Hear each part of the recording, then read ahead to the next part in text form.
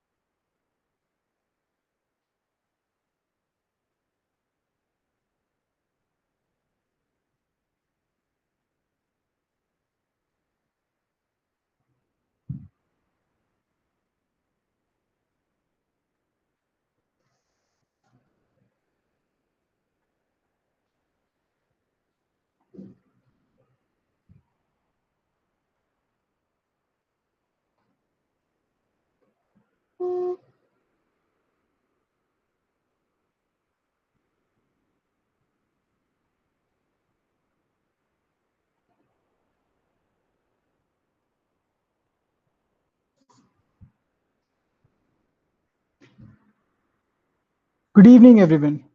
My name's Amrit, and along with me, there's Mangesh and Prajwal. And today, we are going to talk about the open source softwares and the contribution. So, we have been contributing to various open source projects for quite some time. The reason why we contribute is for the feeling of joy when you send a patch of code to an open source project. It feels great when millions use your few lines of code in their day-to-day works, right? So the term open source originated to designate a specific approach to creating a computer program, which we call the open source way. So what is really open source softwares?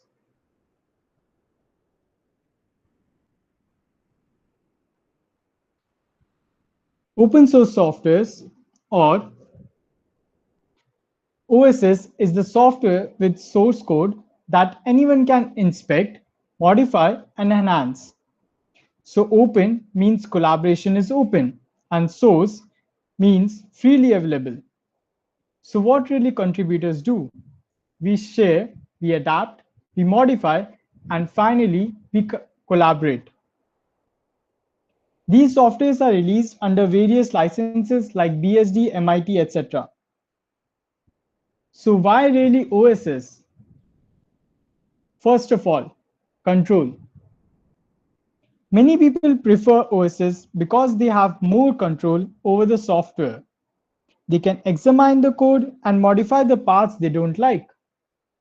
Second, training. Other people like OSS because it helps them become better programmers.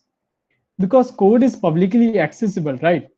So students can easily study it as they learn to make better software. Third is the security. Some people prefer OSS because they consider it more secure and stable than proprietary software, because someone might spot and correct the errors that the original authors might have missed. Fourth of all, and the most important one, is the community. OSS inspires a community of the users and devs. An interesting fact is that many popular applications are subjects of meetups and the user groups only. So be aware of that. Fifth and the last one is the stability. So many users prefer OSS to proprietary software for important long-term projects because programmers publicly distribute the source code for OSs. That's true. So users relying on that software can be sure their tools won't disappear. So what are really the benefits of the open source software? First of all, open standards, which means that the developers and even the users of a technology or a software are very well aware what kind of softwares are being followed, what kind of standards are being followed by a software. Second is the lower cost and the license fees, which at the end results in lesser development cost. Third is the quality and the reliability. So OSS really provides a high quality software and a reliable one also. Fourth is the independence. It is the independence of the softwares that really matters. So no vendor lock-in, no long-term commitment to the manufacturers or IT service providers. No one's really dependent on each other. That's what makes the open source software special. Flexibility and the adaptability. So in this new era, almost a huge number of developers are present in this world, which are proficient in almost each and every environment and the programming languages. That's the reason we say that the open source softwares are very much flexible to almost every environment. And at the end, the transparency. So open source codes are of course, they are available. So it ensures the maximum transparency and trust in the software. We can find the bugs, we can debug it, we can do whatever we want to do with it. So the major question arises in each and every budding aspirant is that, how do I get started? So first, choose a programming language of your choice, then search for a project that's interesting to you. Now, I would like Mangesh to talk about the Git and GitHub. And after that, I'm gonna show you a live demo session. Mangesh? Okay, thank you, Amrit. So firstly, let me share my screen.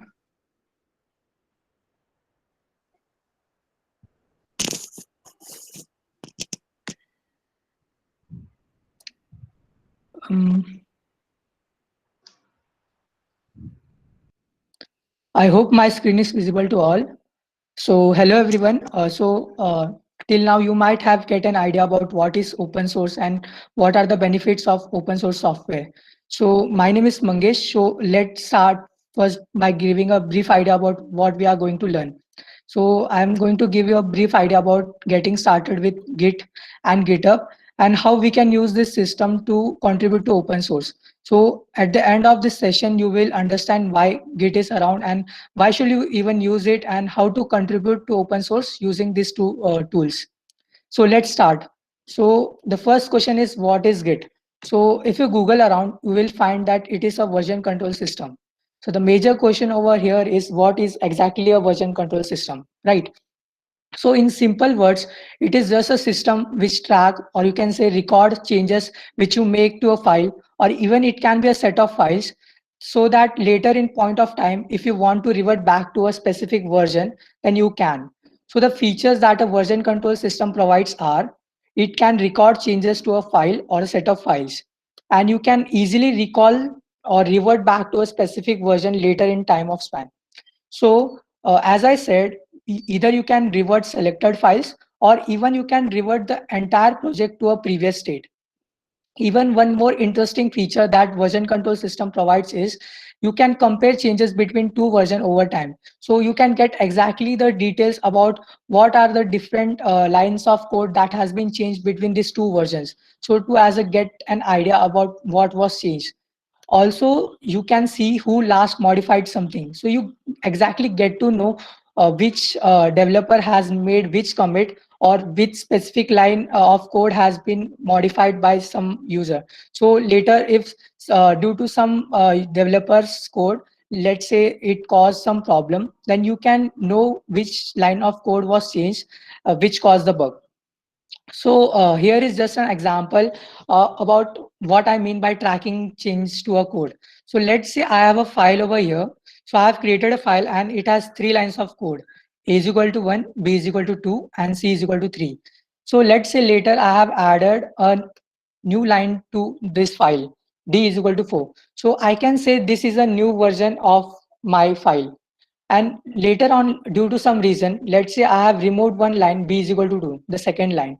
So now this becomes a new version. So what a version control system will let you do is you can swap between this version. You can easily revert back between this version. So later, if I want to go to a specific version, then I can easily do that. So this is the power that a version control system provides. Okay.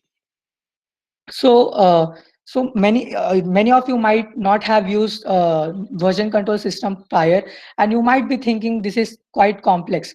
But actually, if you see, you have used a version control method before. So many of you, even me, have done this before. What we do is copy files of an entire project to another directory. So let's say you are working on a project. So what you do is you copy the entire project folder and store it somewhere else for a safety side for backup, so that later if something goes wrong with your project, you have a backup of your project. So I guess many of you might have done this. So we can say this is sort of a version control method. But you can see this has quite a big problem. So like it is easy to forget like which directory you are in, and you can accidentally delete the wrong files or even copy over files which you don't mean to. So also one of the major issue that a prior version control system faced was that the people wanted to collaborate with other developers which are working on other systems. So they wanted to collaboratively work on a single project. So prior version control system didn't have that feature. So this was a major issue, so that the new version control architectures were developed. So one of them is centralized version control servers. So what is this is it basically has a single server that contains all the version file, and a number of clients connect to this single server and check out the latest versions of the file they need. So actually this was the standard version control for many years. However, if you see, there is a problem with this. So the most obvious one is the failure of the central server.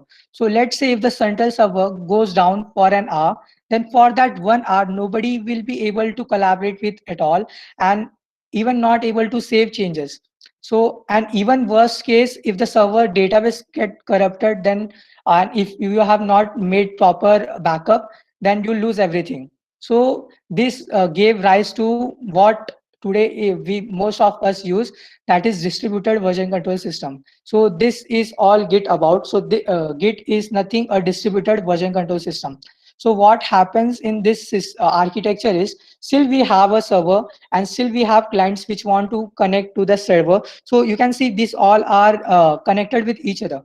But the difference between the prior one, this centralized version control system, and the distributed version control system is that entire PC, every PC is maintaining a clone of the entire history, project history. So if anything goes wrong with the server, then still we have the entire project history in one of our client PC. So we can easily restore that project history in the server back. So this is the advantage of using a version control system which is distributed. So, the question one might ask is how we will synchronize the code between all these PCs, because we every PC is maintaining its own copy of the version. So how will we merge a common project and collaborate easily? How we will synchronize the code? So for synchronizing the code between different peoples, Git provides various mechanisms through which you can do it. So I'm not going to go over the commands through which you can do this, but just an example what I mean by synchronizing the code.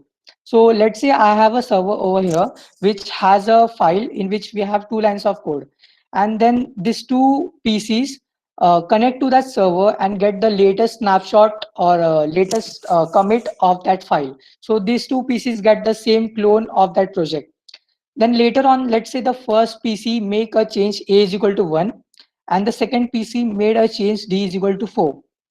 So now what we want to do is we want to merge these both changes which has been made on two different PCs on the single server. So Git provides us mechanism through which we can merge these changes back to the server, and then these PCs again can check out the latest version from the server. That now we have all the PCs have the same synchronized code. So this can be done with so this way we can collaborate easily using Git. So also one feature of using Git is a concept called branching. So in short, what branching is, let's say you are working on a feature, working on a project, and you have a working project right now. Okay, let's say you want to add a new feature. So in my case, a new feature is D. I want to add a new line, D is equal to 4. But I'm not exactly sure that adding this line will break the code which is running or it will work fine. So in that case, what we can do is we can create a branch from our working version. So I have created a branch from the working version, and then I can test the code. And if that code works fine, what I can do is merge back into the main version. So this is called branching, and Git has mechanism through which you can do this, and we will cover this on the hands-on demo. So Amrit will show you how you can create a branch and how you can make changes to the branch and merge back it to the main version. So this is one of the feature that Git provides. Also that what I said is you can easily revert back to previous version of the code. So we have three version. So I can easily go back to, let's say I want to check out the add line version. So I can easily do that by using Git. So the next part or tool which we are going to use to contribute to open source is GitHub. So there is not much about GitHub. It's just a website. You can say it is a hosted cloud platform where you can store your Git repository. In simple words, you can store your project so that you can share with your friends, your colleagues. So it's just a cloud platform in which you can store your code, host your code, and it seamlessly integrate with Git. So you have all the features that Git provide, all the version control features that Git provide in Git hub itself.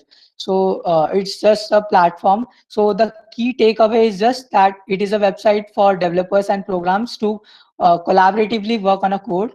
So actually this you can think of this as the main server. So in the distributed version control diagram, we had a server. So you can think GitHub as that server. So it's just a platform where our we will host our code.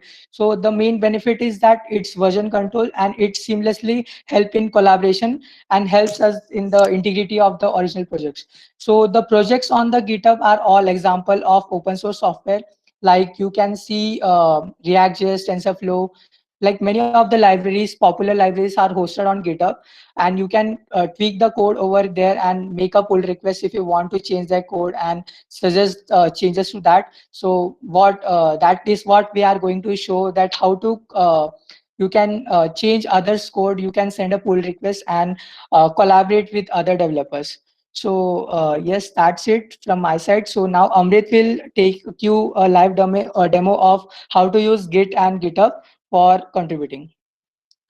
Yes, Amrit, you can start. Yes. So till now, if any one of you is facing any issues or have any queries, then you can just write it in the chat box. Let's see that you are all following with us or not.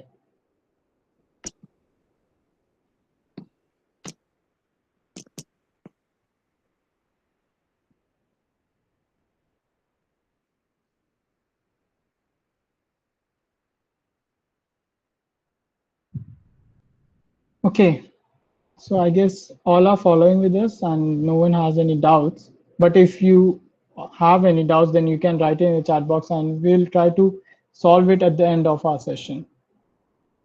So First of all, I'm going to show you how a live demo on how you can contribute to a GitHub repository. So let's suppose that I'm assuming that you have an GitHub account and you have set up Git in your local system also.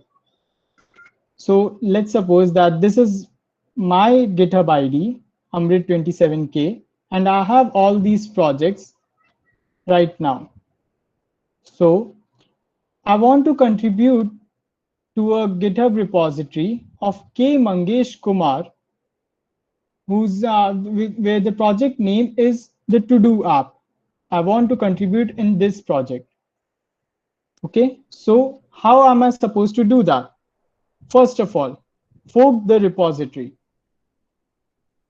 Click on the fork button and this fork it to your GitHub ID. And in my case, it's Embed27K. So it's forking.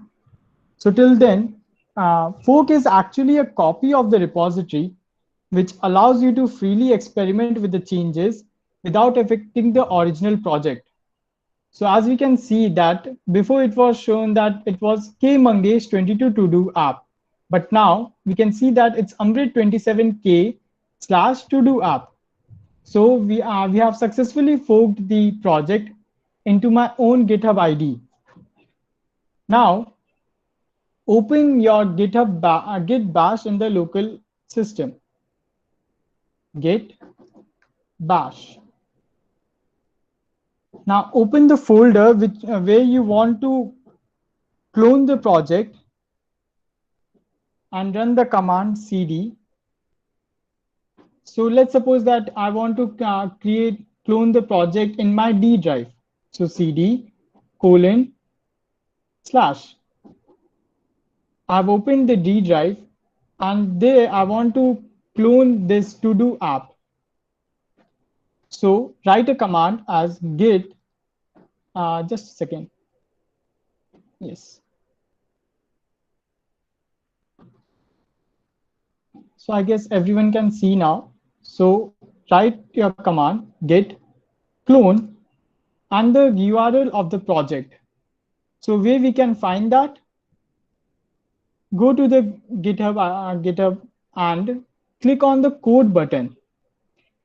Here we can see the URL, copy that URL and paste it here. So the cloning process has been started and it's finished also. So now open the project folder where the project gets cloned right now using the cd command, and the content can be viewed using the ls command, which will list all of the present files in the directory. And by that I mean cd to do app. Yeah. So right now we are in the master branch of the to do app project. So if you go to your file explorer, so now we can see a folder named as to do app and all the files present in that. You can also know what files are present in that folder using the ls command. So yeah, to do app.html. So now what we really need to do, now we should make a new branch so that we'll never have a conflict issue with the master branch. So how we can create a new branch? Using the command git checkout -b and the branch name. Let's suppose I want to keep the branch name as version 1.0. Okay, so switch to a new branch version 1.0. So as we can see that the branch name has been changed now. Previously it was master branch and now it's version 1.0 branch. Use the command git branch to know what branches are present in your GitHub project. So as you can see that the master branch and the version 1.0 has been displayed here. So Here the dash B flag, this one, is used to create a branch, and with checkout, branch is switched to a newly created branch. So now what we really need to do, make a change in the project, whatever change you want to do, make the change right now. So go to your folder, open that folder, and let's suppose that I want to add a README file or whatever you want to do. But right now, in my case, I want to add a README file. So README, this is a README file. Let's save that and close it. Now open your Git bash again. So the changes which we did currently can be viewed by using the following command, which is the git status. Yeah. So as we have seen that we have created a new file readme.txt, and till now it's not it's in untracked state. So we can't add it or commit it till now. So what we really need to do, we need to add all the files to the GitHub repository. So use the git add dot, which will add all the files to the given folder.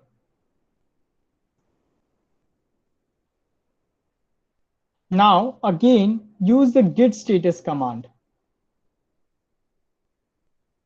So yeah, as we can see that the color of the file has been changed. Before it was red, but now it's visible in green color. That means that these changes are being tracked now. And now we can commit all the files staged in the local repository by writing a commit message.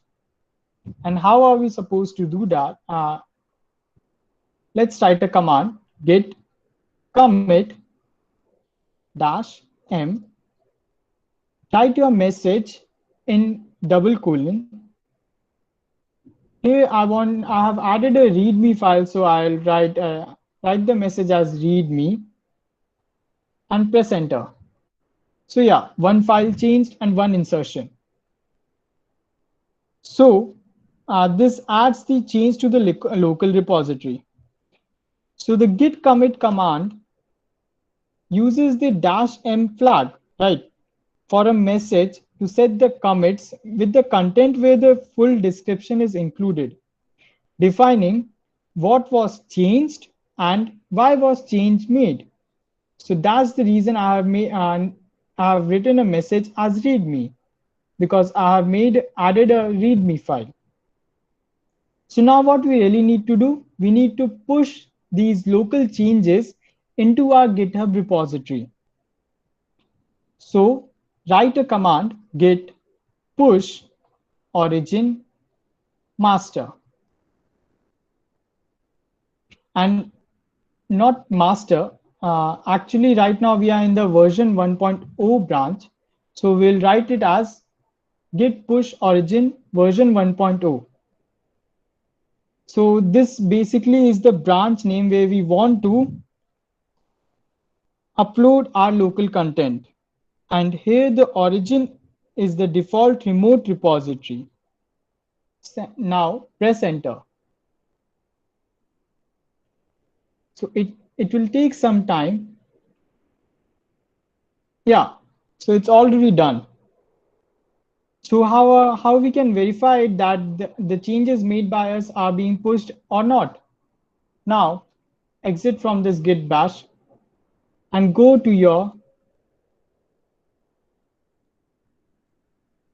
GitHub account.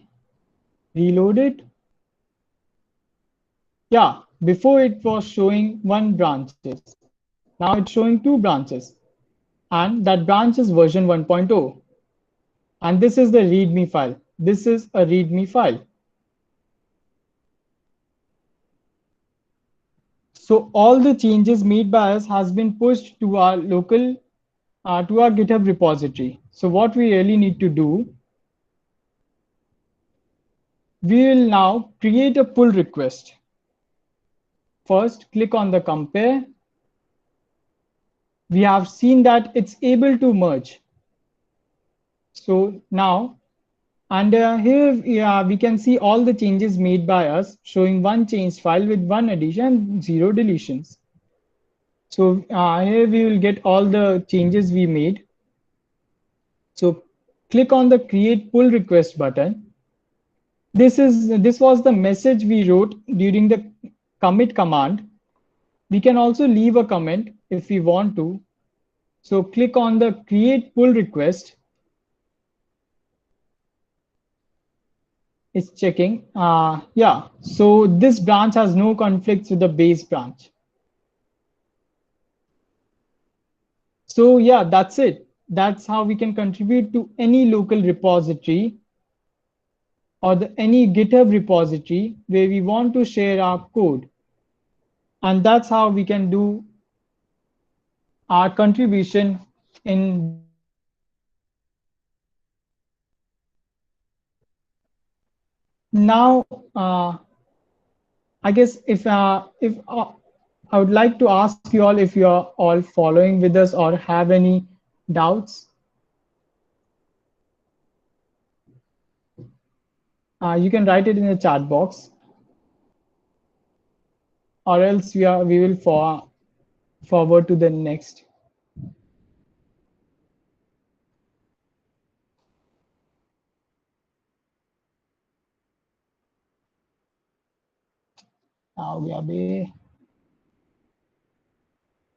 Yeah, hello, hello, hello. Yeah, so, okay. Sorry about the network. I guess I just logged off. Okay. So I'm audible to everyone. And if you are having any doubts regarding this process of contribution to the GitHub, then you can write it in the chat box. We are more than happy to answer those.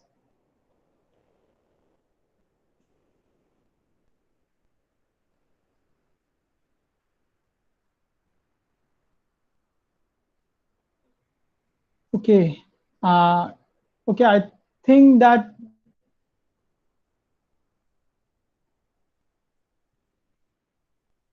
yeah, sure, Shrikant. So Shrikant wrote that Yeah, can Mangesh also share his screen yes, and sure. show I how the can pull share your request. screen. Yeah, hope I'm audible. So yes, I can show the from my side how the pull request looks and how to merge that back into my code. So let me first share my screen. So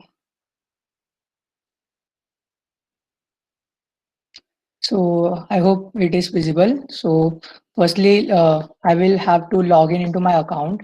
So I've already logged in. So this is that app which Amrit forked and made a change. So in this pull request tab over here, I can see all the pull requests which has been made. So actually there are two pull requests. This one was prior to that. This one is the latest one. So I can open that pull request. I can see if Amrit left any comment, it will be shown over here. I can check the commit which he has made. So he had made a commit readme. I can also check the file he changed. So he changed one file readme.txt and he added one line of code. So now at this point, so this code is can be merged. There is no conflict. But still, if the maintainer of the project to which you are going to contribute has issue with your pull request, like if we want to propose any changes, so there is a review process. So I can review this change, and if I didn't like this, I can comment on the line which Amrit needs to change. So I can do that process and comment over here. If I'm good with this pull request, what I have to do is simply in the conversation tab, there is a button for me for merging the pull request. So once I click on this merge the pull request, then the code will be merged in my code base. So if I click over here, so I can give a message and this is the commit and this is the message. So I can leave it by default. So once I do merge, so it will add Amrit as a contributor of this project, and the code will now reflect that change. So if I go in the code, you can see there is now a README file over here. So this is how it works on the maintainer side. I hope it cleared the doubt. If anybody else is having any other doubts, anything related to any command, feel free to ask. And second thing is that we are gonna post this recorded video in the YouTube also. So don't take tension about that. I know we are getting a little bit of trouble with the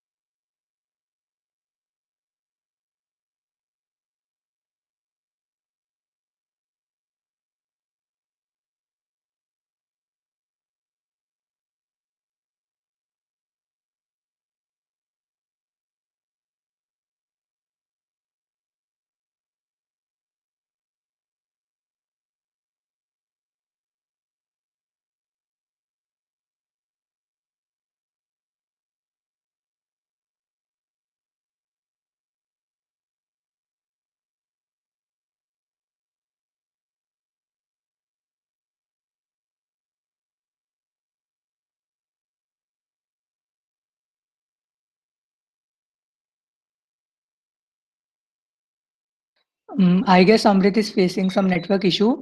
So now we will move on to the next session. So Prajwal, you can continue. Yes, Mangesh, can you please share the PPT from Hacktoberfest slide as Amrit is not available? Just a second. Yeah.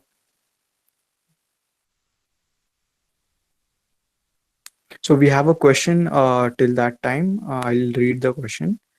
So, what is the difference between git pull and git fetch? Okay. So Mangesh, can you please Yes. So explain till him? Till that yeah. time, I think so. I So have the uh, PPT. yeah. Okay. Sure. So these two commands almost work similarly. So the main difference between these two command is, so we use this command to get the remote from the code from the remote repository to our local computer. So what git pull does is it fetches, actually git pull runs the git fetch command, plus it also runs the command git checkout. So what git pull does is it runs the command git fetch to get the remote repository code. Like in our case, Amrit did was it pulled his code in the local branch, so local computer. So git pull will first do the git fetch command, and then will it will check out to the latest commit. So and git fetch, what it only fetches the code, it doesn't check out to the latest commit. So I guess this is the main difference between the two.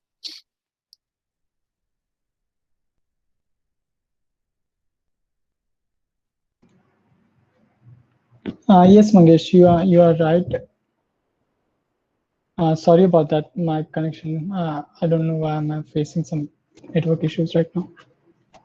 Uh, so now I'd like Prajwal to move further with his Hacktoberfest topic. So Prajwal, Yeah, please share the slides. I'll continue. yeah, sure.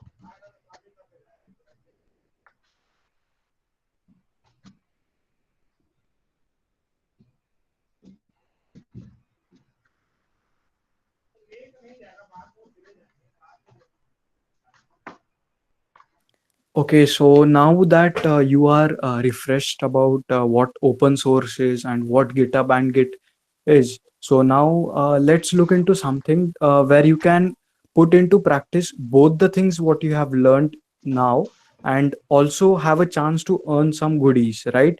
So let's first start with the what is Hacktoberfest, right? So what Hacktoberfest is, it is a event and more of a celebration of open source projects.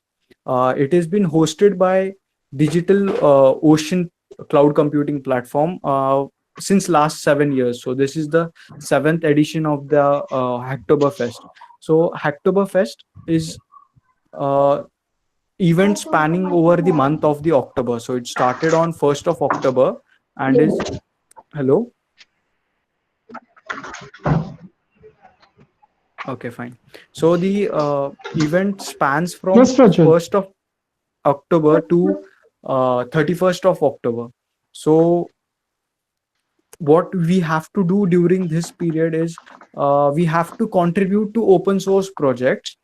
This will help us to gain some experience in open source project contribution, as well as DigitalOcean will provide you with some goodies. What those goodies will be, we'll be looking in upcoming slides. So now next question arises is why should you contribute, right? So someone else is having their project and we are using it for free, and why do we need to contribute to that project? So one of the major point is giving back to the community. So during your academic period, whatever you're going to learn, whatever languages you're going to use are all open source, right? From C, C++, Python, Java, Julia, to anything, and all the platforms and libraries as well, like your NumPy, Pandas, and anything in between, right? So everything is open source. All the code is available to edit whatever functionality you want to add, subtract, you can do, right? So why are you going to contribute and give back to community? So you are able to do machine learning and all other projects because of these libraries. These make your life easy because someone had thought that doing this project, so why not share my work with everyone else? So similarly, if you share your work with someone else, uh, someone in the future will facing the same problem won't have to write the code again, and it would be like very quick to integrate anything. So that's why we need to give back to the community. Next is developing your profile. So how are you going to develop your profile? So whenever you contribute to Git or GitHub repo, any open source repo, it gets added to your profile. That you get batches, you get a tag of contributor to some projects. You can showcase them as your medals. As you showcase your medals, you can showcase your contributions to the projects, so that you can say that someone using something, suppose in NASA they are going to use your code, so maybe that may happen.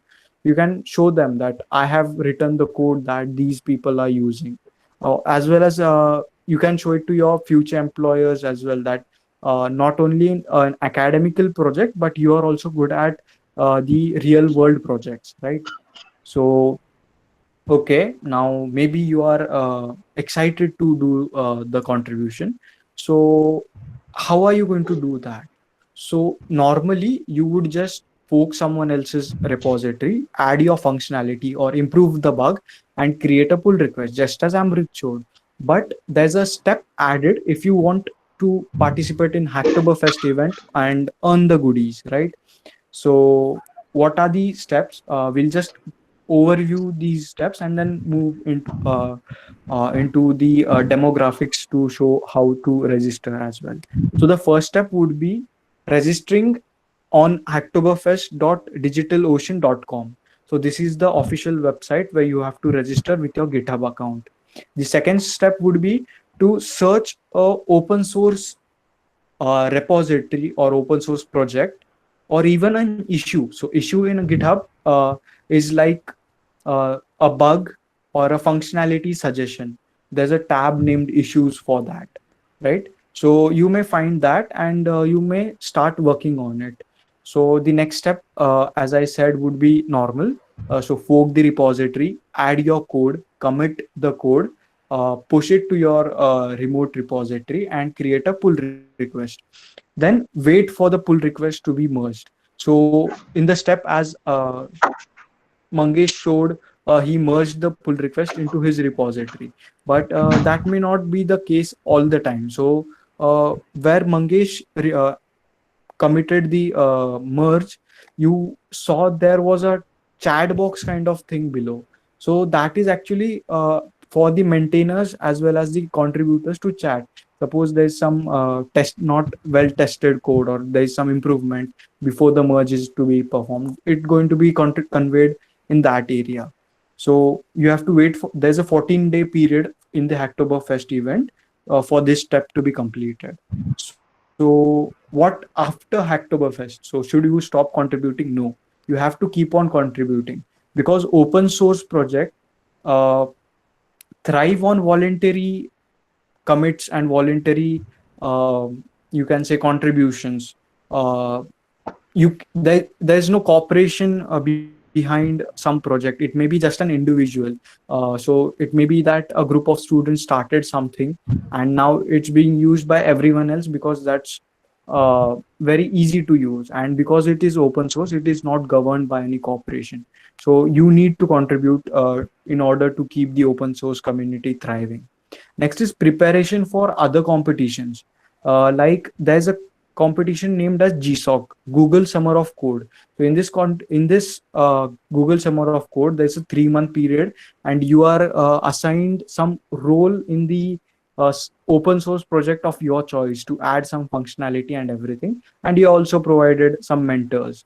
So to get that thing is quite difficult if you haven't previously contributed to any open source project. So this, if you continue throughout your GSOC, you can say admission would be easy, right? So, and last step is encourage others, because as I said, open source is not governed by anyone. It thrives on voluntary contributions. You must encourage others as well to contribute in your free time, because it helps the community altogether. So now let's look in detail by how are you going to register for the Hacktoberfest event. So Amrit, next slide, please.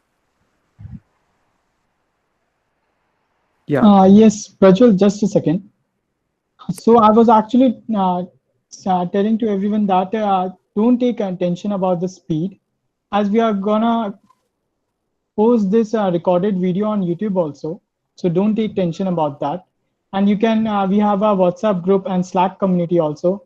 You can notify us there also. And if you are facing any issues right now, you can write in the chat box.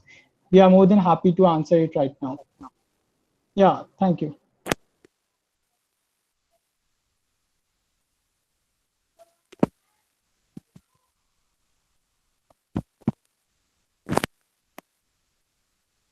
Okay, so this will be the homepage of hacktoberfest.digitalocean.com. So whenever you, if you haven't yet signed up, this will be the page that you will be looking at. So what do you have to do here? This T-shirt you're seeing right there is the T-shirt you will win. So this is one of these goodies that I was speaking of. So let's look into how you can earn this T-shirt.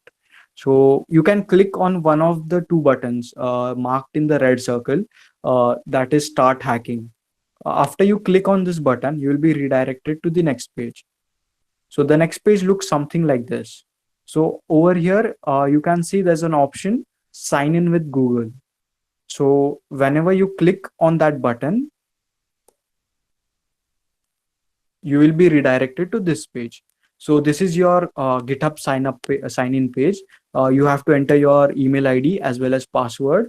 I hope everyone has a GitHub account by now. If you don't have, just create one and then sign up for the Hacktoberfest event. After you sign in, you will be redirected to authorize Hacktoberfest. As Hacktoberfest is going to keep track of your pull request, you need to authorize Hacktoberfest to access your GitHub account.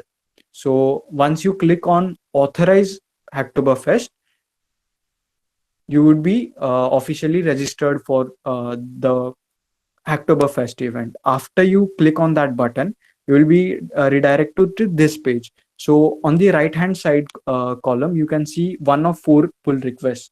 So this is the pull request that I had committed a few days back. I had contributed. So you can see there's 0 of 4. So to earn that t-shirt, you have to create at least 4 pull requests to any open source repository participating in Hacktoberfest event.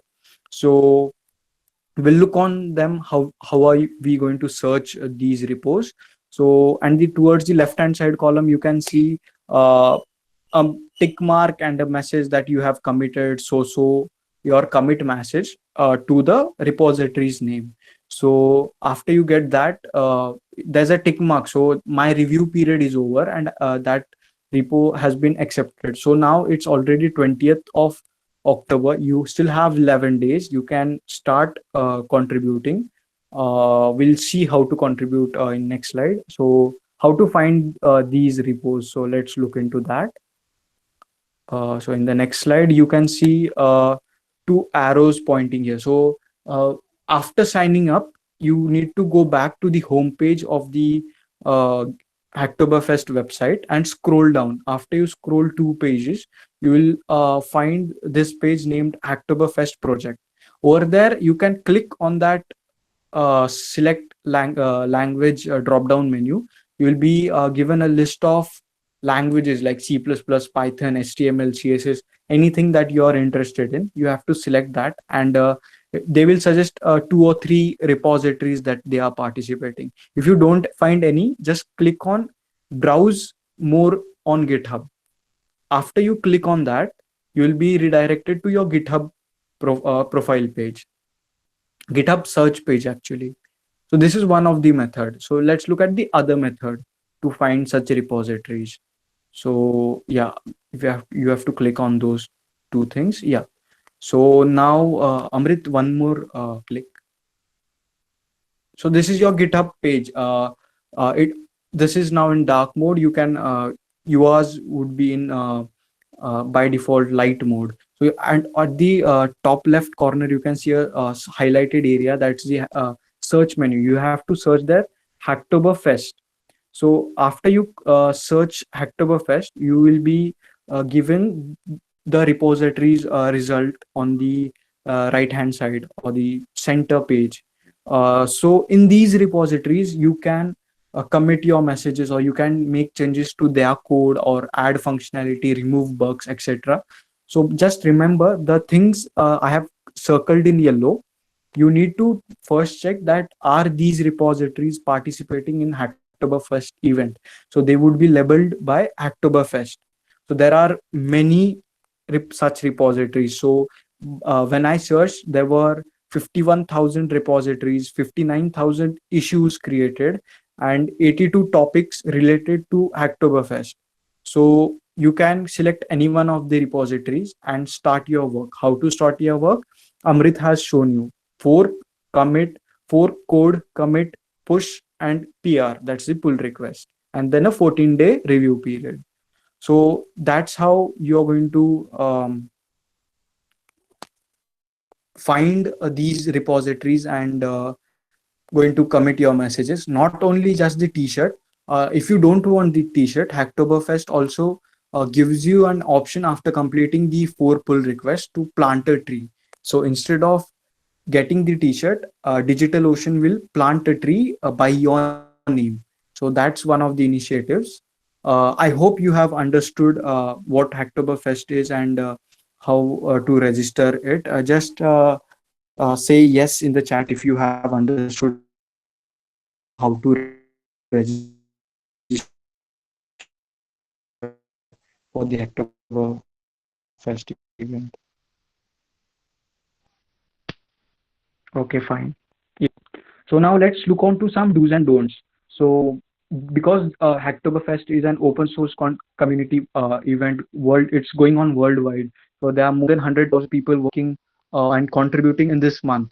So there would be tons of load on the maintainers of the project to manage the pull requests that they are getting. So just for the sake of making the work of the contributors easy, we'll look on some do's and don'ts. So let's first look on to the do's. So what we have to do. So the first thing is get started. We are already 20 days late.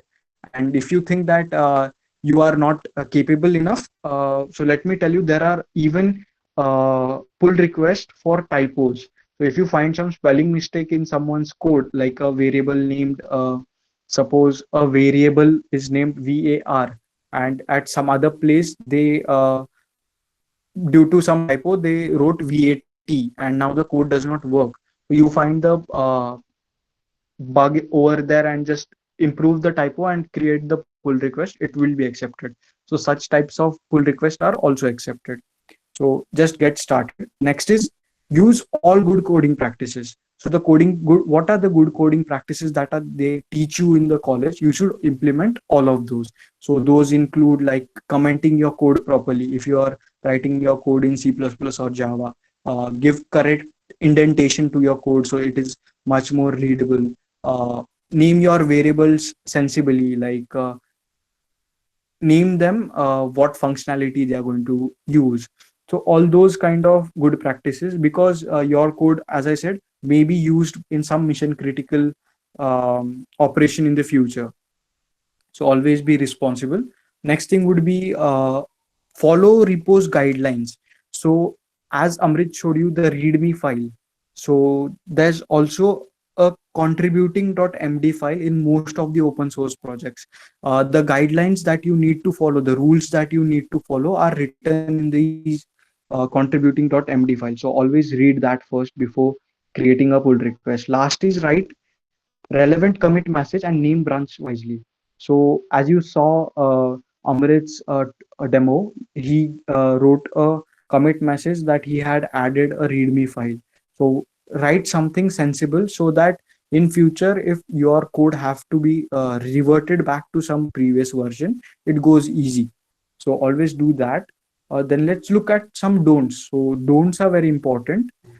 First of all, don't be intimidated. Don't be overwhelmed by the amount of code that you see. If you go to some big project to contribute, you might find it difficult to read the code. But most of the open source code are modular. So just find the module you are interested in and try to improve it. Or other ways, you can go to the issues page, and most of the issues are very well documented what the problem is, which file the problem is, sometimes even which line number the problem is in. So you can always help others to solve their bugs. Next is don't do spammy pull requests. So what do I mean by spammy pull request? For an example, a few days back, the maintainer of the Node.js library. So if you are into web development thing, you must be knowing what Node is. So there was a README file in some section that was something like this is a real time. This is a runtime for JavaScript. So someone just edited it and wrote this is an amazing runtime for JavaScript. So this does not add any value to the uh, project, right? This is just like for the t-shirt you are doing. So don't do that. Don't do that. If you do that and the maintainer decides to mark it as spam, you won't be eligible for the Hacktoberfest event if it is marked as a spam. So don't do that. This third thing would be don't create a pull request of someone else's branch. So if someone else is working on some project and hasn't created a pull request for that thing yet, and you are committing your, or you're creating a pull request in someone else's branch, so or the name of the branch by some mistake, you can say, is the same, just always look at that, because if that happens, there will be a lot of clashes and lot of collisions happening, so it will be hard to maintain. So don't do that. Last is don't spam any repo unnecessarily. So as I said, always the yellow markings I showed in the previous slide, always look for that label of Hacktoberfest. Prior to 10th of October, you were eligible to contribute to any repository in the GitHub. But because this was becoming a headache for the maintainers who did not want to participate in, the Hacktoberfest event has decided to only take the events that are marked as hashtag Hacktoberfest. Fest. All right. So I hope that's it from my side. I hope you have got the do's and don'ts and have got how to register for the Hacktoberfest event. Right. If you have any doubts, you can post them. I will hand over the mic to Amrit for conclusion.